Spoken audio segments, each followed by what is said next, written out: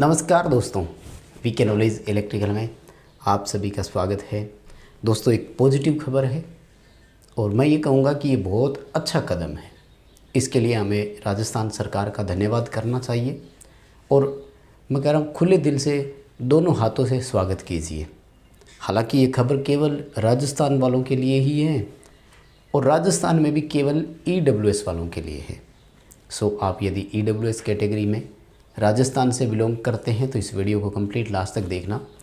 पूरा विस्तार से मैं आपको बताऊंगा कि EWS के नियमों में क्या संशोधन हुआ है, आपको उससे क्या क्या बेनिफिट मिल सकता है और हमारे लिए क्या फ़ायदे वाली चीज़ें हैं। सो दैट लास्ट तक बने रहिए, वीडियो कंप्लीट देखना। आगे बढ़ने से पहले रिक्वेस्ट रहेगी, चैनल से पहली बार जुड़े हैं तो चैनल सब्सक्राइब ज़रूर कर लीजिएगा। चैनल पर बहुत सा कंटेंट उपलब्ध है। ITI अदर किसी एग्ज़ाम की आप तैयारी करें, आपको मोस्ट सपोर्टिव कंटेंट यहाँ मिलेगा। वीडियो के डिस्क्रिप्शन में लिंक दिया हुआ है, हमारा ऐप डाउनलोड कीजिएगा। ऐप में कंप्लीट कोर्स और टेस्ट सीरीज़ उपलब्ध है।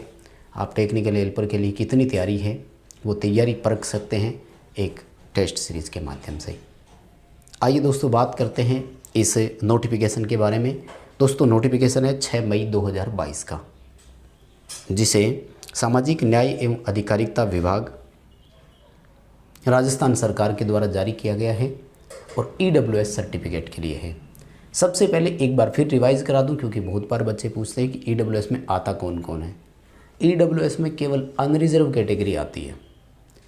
जनरल कैटेगरी वो जिन्हें पहले से आरक्षण नहीं मिलता था, यानी OBC SC ST या और जितने भी कैंडिडेट्स हैं वो EWS का बेनिफिट नहीं ले सकते। EWS के तहत 10% का आरक्षण मिलता है। सो एक चीज़ ध्यान रखें दोस्तों, सीटें आरक्षित होने का हमेशा बेनिफिट मिलता ही है। इसलिए यदि आप अनरिजर्व कैटेगरी से है तो EWS ज़रूर बेनिफिट उठाएं, सर्टिफिकेट बनवाइए अगर आप योग्य हैं तो। EWS का सेंटर ने रूल लागू किया था, उस समय कुछ ज़मीन का भी सिस्टम रखा था और 8 लाख की इनकम भी रखी थी। लेकिन राजस्थान सरकार ने ये सारे नियम बदल दिए और इनमें से केवल एक नियम को रखा था और वो नियम था 8 लाख रुपए इनकम। यानी इनकम जो है परिवार की एनुअल इनकम, वार्षिक इनकम 8 लाख रुपए से अधिक नहीं होनी चाहिए। अगर 8 लाख रुपए से कम है तो आप एलिजिबल है, भले आपके पास ज़मीन कितनी भी क्यों ना हो। राजस्थान में ये नियम है, ज़मीन का यहाँ कोई मतलब नहीं है, केवल आपको इनकम। और अब ये देखो क्या होता था कि इनकम सर्टिफिकेट जो है ना, ये हमेशा एक यूँ कहें कि फाइनेंशियल ईयर, वित्त वर्ष के अधीन बनता था। तो ये हमेशा वैलिड हुआ करता था 1 अप्रैल से लेकर 31 मार्च तक। यानी EWS सर्टिफिकेट की वैलिडिटी भी इनकम एंड असेट्स पर डिपेंड थी और इनकम 1 वर्ष बाद बदल जाती है। इसलिए अब तक EWS की वैलिडिटी भी 1 वर्ष ही रखी गई थी। लेकिन अब इस EWS की वैधता को लगभग आप यूँ समझ लीजिए कि 3 वर्ष के लिए एक्सटेंड कर दिया है। लेकिन ध्यान से समझना, 3 वर्ष के लिए वो सर्टिफिकेट मान्य नहीं होगा, सर्टिफिकेट तो आपको बनवाना पड़ेगा। तो पहले तो मैं बता दूं कि ये जो ऑफिशियल पूरा नोटिफिकेशन आया 2 पेज का है, मैंने टेलीग्राम पर डाल दिया है। टेलीग्राम का लिंक डिस्क्रिप्शन में दिया हुआ है, आप वहाँ से जा कर के उसे डाउनलोड कीजिए। उस नोटिफिकेशन के साथ में एक शपथ पत्र इंक्लूड किया गया है और वो शपथ पत्र जो है ना, वो है आपकी इनकम और असेट्स से रिलेटेड। आपको ये घोषणा करनी होती है कि इस वित्त वर्ष के दौरान मेरे पास इतनी संपत्ति है और ये मेरी इनकम है। और ये हर वर्ष करना होता था, लेकिन अब बदल दिया गया है। और अब क्या करना है कि जो इनकम एंड असेट सर्टिफिकेट है उसको आप 3 वर्ष के लिए एक्सटेंड कर सकते हो, अगर आप ये कहते हो कि मेरी इनकम में कोई वृद्धि नहीं हुई है। हालांकि इसके लिए आपको एक छोटी सी अलग से एप्लीकेशन ज़रूर देनी पड़ेगी कि मैंने ये शपथ पत्र लगाया हुआ है तो मेरे इसमें कोई वृद्धि नहीं हुई है। इसका फ़ायदा ये है कि क्योंकि जो इनकम एंड असेट सर्टिफिकेट होता है ना, वो उपखंड अधिकारी जो ज़िले में बैठते हैं, तहसील में बैठते हैं, तो वो जारी करते हैं। तो आपको ये छुटकारा मिल गया कि बार बार उपखंड अधिकारी के पास जाने की ज़रूरत नहीं पड़ेगी। तो जो प्रीवियस आपका है आप उसी को आगे फर्दर 3 वर्ष के लिए एक्सटेंड कर सकते हैं। पूरा नोटिफिकेशन क्या है मैं आपको थोड़ा लाइन टू लाइन और बता दूं। देखो इन्होंने क्या लिखा है कि राज्य में 10% आरक्षण का प्रावधान किया गया है आर्थिक पिछड़ा वर्ग के लिए, EWS इकोनॉमिक वीकर सेक्शन बोलते हैं इसको।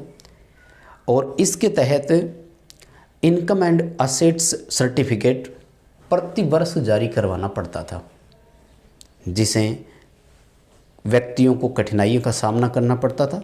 राज्य के उक्त वर्ग के नागरिकों के हित को दृष्टिगत रखते हुए समस्त संबंधित प्राधिकारियों के लिए ये विनिर्दिष्ट किया जाता है कि राज्यों के लिए जारी किया गया इनकम एंड असेट सर्टिफिकेट 1 वर्ष के लिए मान्य होगा। लेकिन एक बार उक्त इनकम सर्टिफिकेट जारी होने के बाद भी अगर वो प्रार्थी आगामी वर्ष में भी आर्थिक कमजोर वर्ग के निर्धारित मापदंडों को पूरा करता है और उसके अनुसार पात्र है, तो ऐसी स्थिति में प्रार्थी से सत्यापित संलग्न शपथ पत्र के आधार पर पूर्व में जारी किए गए इनकम एंड असेट सर्टिफिकेट को ही मान लिया जाएगा और ऐसा अधिकतम 3 वर्षों के लिए किया जा सकता है। यानी कुल मिलाकर के एक बार आपको इनकम एंड असेट सर्टिफिकेट उपखंड अधिकारी से जारी करवाना है और वो आपका 3 वर्ष के लिए एक्सटेंड होगा, ध्यान रखें। तो ये बेनिफिट कुल मिलाकर के आपको मिलने वाला है। तो मुझे लगता है ये काफ़ी अच्छा कदम है। जिन बच्चों ने EWS सर्टिफिकेट नहीं बनवाया हुआ, मैं रिक्वेस्ट करूंगा कि बनवाइए और उसका बेनिफिट उठाइए। बहुत फ़ायदा मिलता है, ऐसा नहीं है कि EWS का कोई फ़ायदा नहीं है। सीधे सीधे 10% सीटें रिजर्व होना अपने आप में मायने रखती है। सो आप सर्टिफिकेट बनवाइए। कुल मिलाकर के अच्छा कदम सरकार का है, हम ये कहेंगे। इसके लिए मैं फिर से कहूँगा कि हमें धन्यवाद करना चाहिए। और इसका परफॉर्मा जो है ना, इनकम एंड असेट सर्टिफिकेट की वैधता हेतु शपथ पत्र, ये इसका टाइटल है।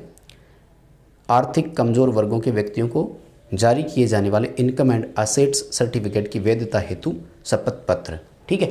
तो ये पूरा आपको हमारे टेलीग्राम पर मिल जाएगा, वहाँ से डाउनलोड कीजिए और तैयार कीजिए अपना सर्टिफिकेट। किसी और जानकारी के लिए आप EWS से संबंधित इसकी राजस्थान सरकार की वेबसाइट पर जाकर के सारे डेटा देख सकते हैं। वीडियो पसंद आया है तो लाइक कीजिएगा, अपने दोस्तों को फॉरवर्ड कीजिएगा। चैनल से पहली बार जुड़े हैं तो सब्सक्राइब कीजिएगा, हमारा ऐप डाउनलोड ज़रूर कीजिएगा। बहुत धन्यवाद।